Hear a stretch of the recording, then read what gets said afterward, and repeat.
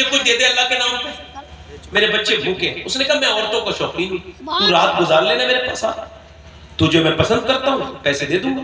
اس نے کہا میں جسم نہیں بیچنے آئی، چلی گئی، واپس پھر آئی دوپہر میں، کہ میرے بچے بے ہوش ہونے لگے، اتنے بھوکے ہیں کہ ان سے کھڑا نہیں ہوا جاتا، کچھ دے دے، رات کو میرا جو تیرا دل چاہے وہ کر لینا، میں آ جاؤں گی، تو اپنی بھوک مٹا لینا۔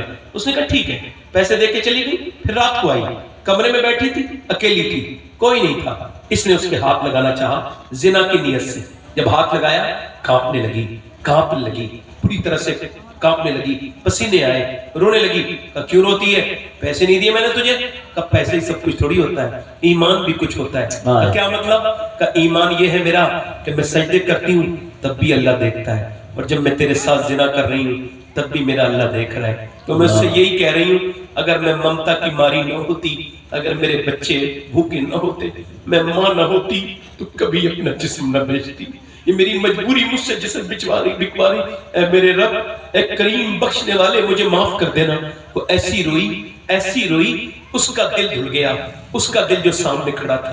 ملا روم نے لکھا ہے ایک آدمی چوڑی کا کام کرتا تھا، سونے کی چوڑیاں بناتا تھا، اس کی اولاد نہیں تھی، ایک لڑکا اس نے لے کے پالا، وہ جوان ہو گیا، وہ اپنے گھر آیا ایک دن دکان سے چوڑی بیچنے والا سنا، تو اس کی بیوی بولی دروازہ نہیں کھولوں گی، پہلے بتا کون سا گناہ کر کے آیا؟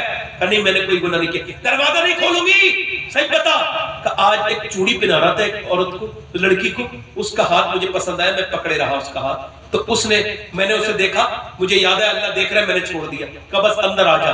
میں اسی وجہ سے روک رہی تھی، میں نے جسے ماں بن کے بیٹا سمجھ کے پالا نا 20 سال تک، آج اس نے میرا غلط طریقے سے ہاتھ پکڑا تھا، تو میں سمجھ گئی کہ میرے آدمی نے کسی کی عزت پہ ہاتھ ڈالا، جو آج اس کی بیوی کی عزت پہ ہاتھ گھر میں ہی ڈل گیا۔ وہ آدمی مولا روم کہتے ہیں رو کے کہنے لگا مالک میری بیٹی، میں توبہ کرتا ہوں، میری بیٹی میری بیوی کی حفاظت کر لے، میری بہن کی حفاظت کر لے۔ او میرے دوستو، یہ غلط چیزیں ہیں، اس سے باہر آؤ، اللہ نے جوانی دی، اس کی حفاظت کرو۔ زنا بہت بری برائی ہے، بہت بری۔ اللہ کے رسول فرماتے ہیں زانیوں کو پیپے جہنم کی پلائی جائیں گی۔ حضور فرماتے ہیں، اللہ فرماتا ہے محبوب اگر میں زانی کو معاف بھی کر دوں، جنت بھی دے دوں، پھر بھی اپنا دیدار نہیں کراؤں گا، اپنا دیدار۔ ویسے اللہ بڑا کریم ہے، معاف کرنے والا ہے، وہ معاف کر دے گا۔ اس کے سامنے رو کے تو دیکھے کوئی موت نزدیک آ رہی ہے، جنازہ رکھ کے لوگ قبر میں آ جائیں گے، نہ بیٹے دل نہ لگا اتنا زندگی سے۔ قبرستان میں جا کے دیکھ، سارے اکیلے ہیں، جا کے دیکھ، اپنے رب سے توبہ کر۔ وہ رویا، رو کے وہ بے ہوش ہو گیا، وہ آدمی رویا، بولا مالک ایک دن آئی تھی، ہاتھ تک نہیں لگایا، اور وہ میرے مالک ہاتھ تک نہیں لگایا، اور وہ اتنی روئی، میں کتنا گنہگار ہوں۔ رویا سو گیا، صبح کو دروازہ کھولا، دروازہ جب کھولا کون؟ خوبصورت سے کھڑے تھے۔ کہا آپ کون؟ کہا میں بتاؤں گا بعد میں، پہلے آپ بتاؤ آپ کون ہو؟ کہا میرا نام یہ ہے۔ کہا سن میرا نام موسیٰ ہے، میں اللہ کا نبی ہوں اور اللہ نے تجھے سلام بھیجا ہے۔